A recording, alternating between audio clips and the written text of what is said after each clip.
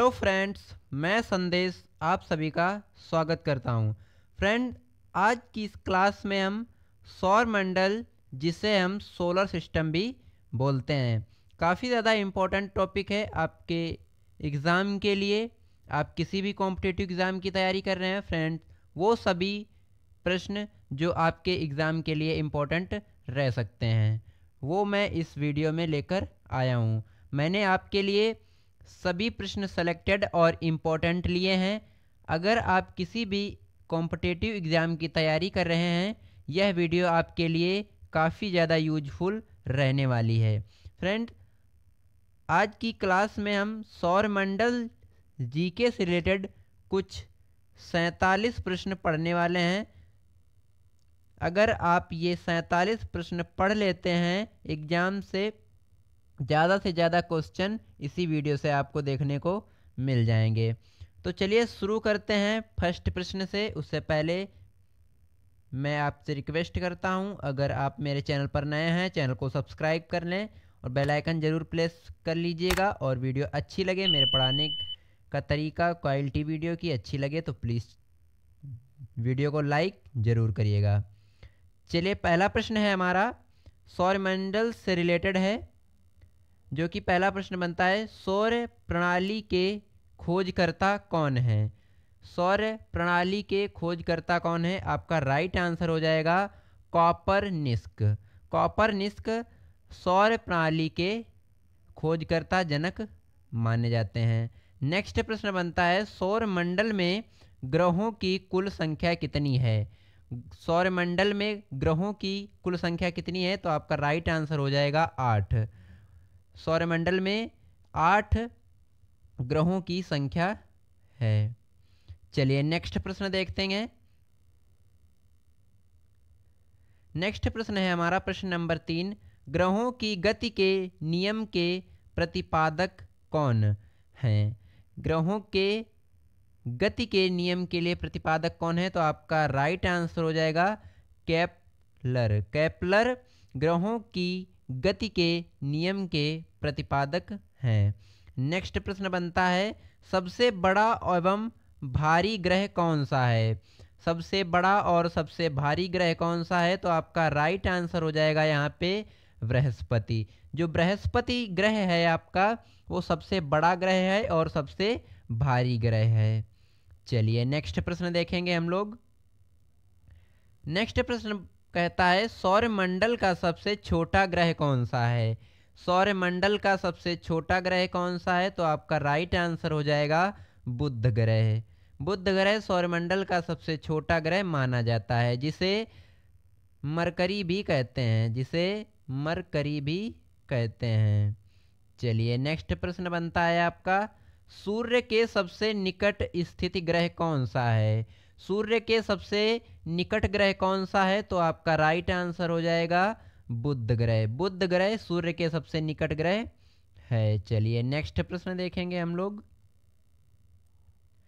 Next प्रश्न कहता है, सूर्य और पृथ्वी से सबसे दूर ग्रह कौन सा है?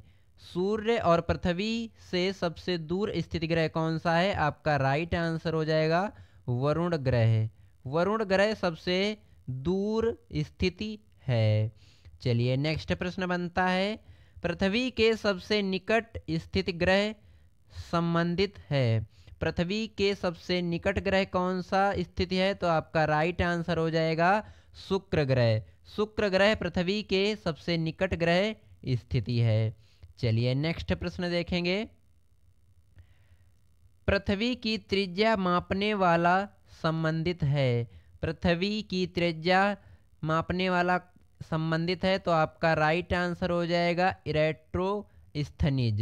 इरेक्ट्रोस्थनीज पृथ्वी की त्रिज्या मापने वाला यंत्र है। नेक्स्ट प्रश्न देखेंगे, पृथ्वी के पड़ोसी ग्रह संबंधित हैं। कौन कौन से संबंधित हैं? आपका राइट आंसर यहाँ पे हो जाएगा शुक्र और मंगल ग्रह। शुक्र और मंगल ग्रह पृथ्वी के पड़ोसी ग्रह माने जाते हैं।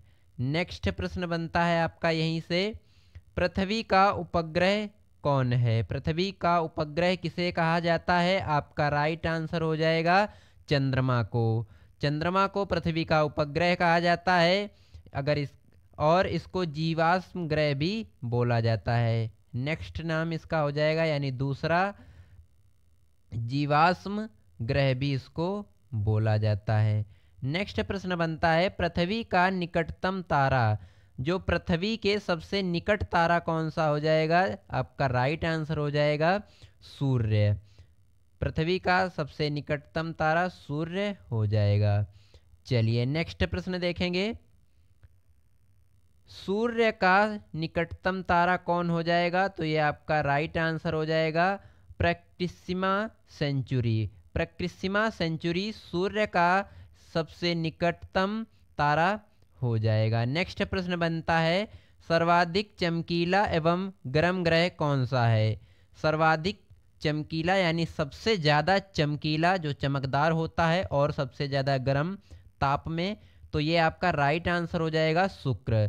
शुक्र ग्रह जो होता है वो बहुत ही चमकीला होता है और बहुत ही गर्म होता है।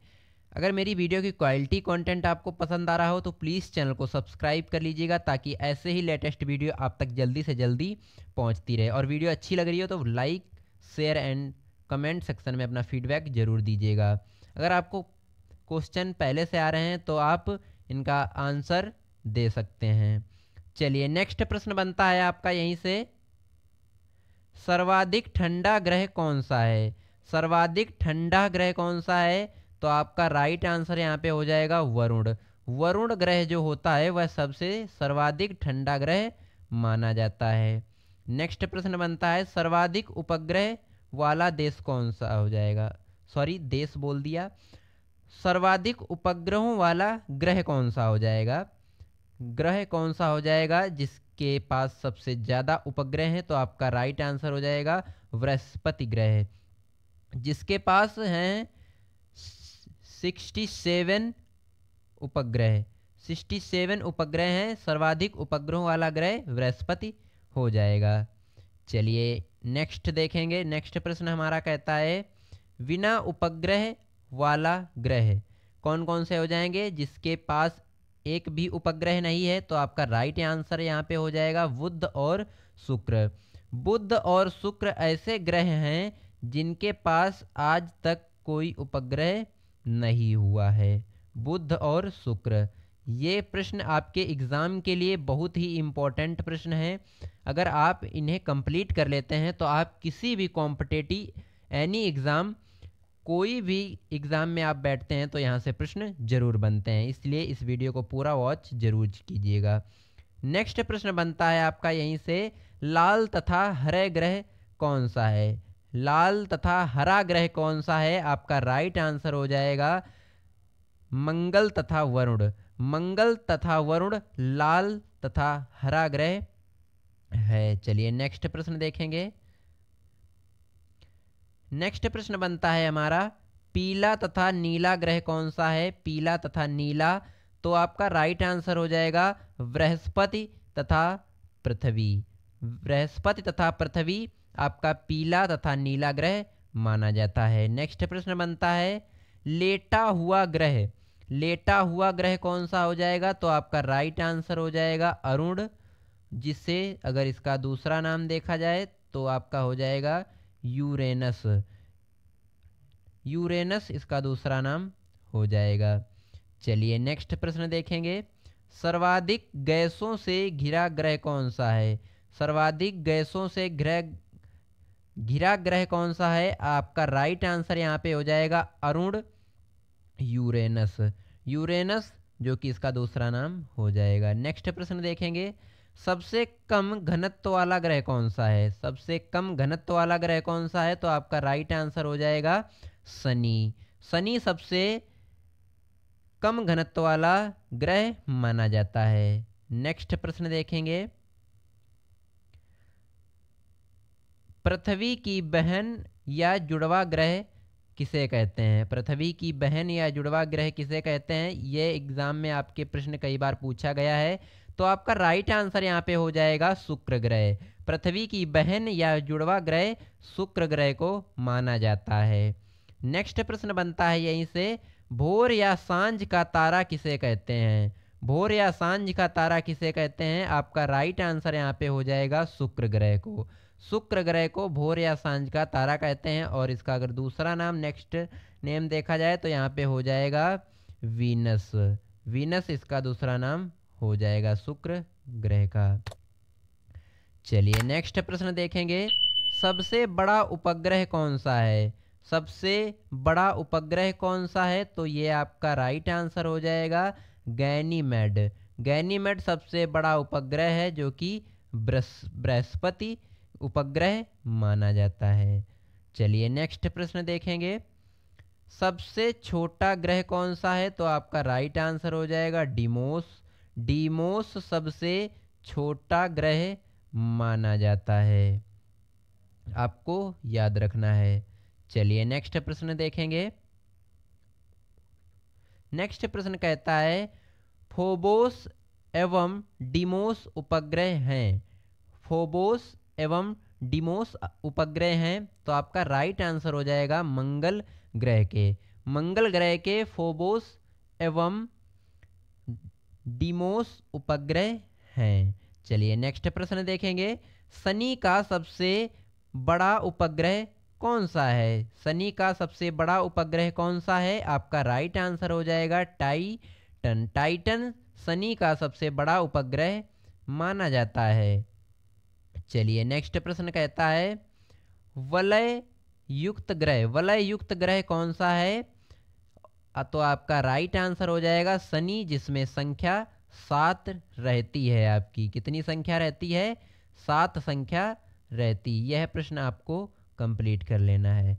नेक्स्ट प्रश्न बनता है यहीं से, शनि के रिंग्स की खोज किसने की? तो आपका राइट आंसर हो जाएगा गैलीलियो ने। गैलीलियो ने शनि ग्रह की जो रिंग्स होती हैं उनकी खोज की थी। चलिए नेक्स्ट प्रश्न देखेंगे।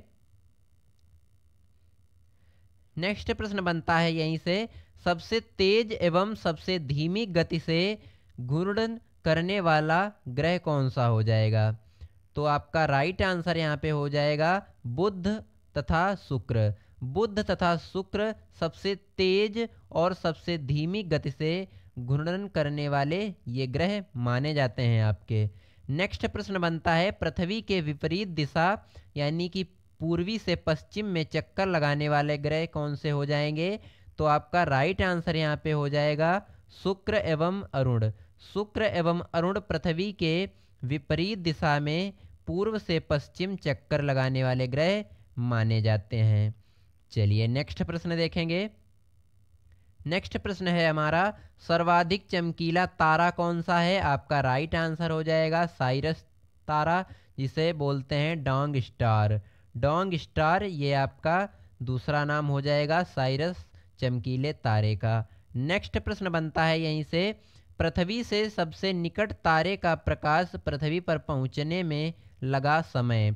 जो पृथ्वी से सबसे निकट तारा है तो उस तारे का पृथ्वी पर पहुंचने में कितना समय लगता है? तो आपका राइट आंसर हो जाएगा 4.2 प्रकाश वर्ष। ये आपको याद रखना है, वेरी इंपॉर्टेंट प्रश्न बनता है आपके एग्जाम के लिए।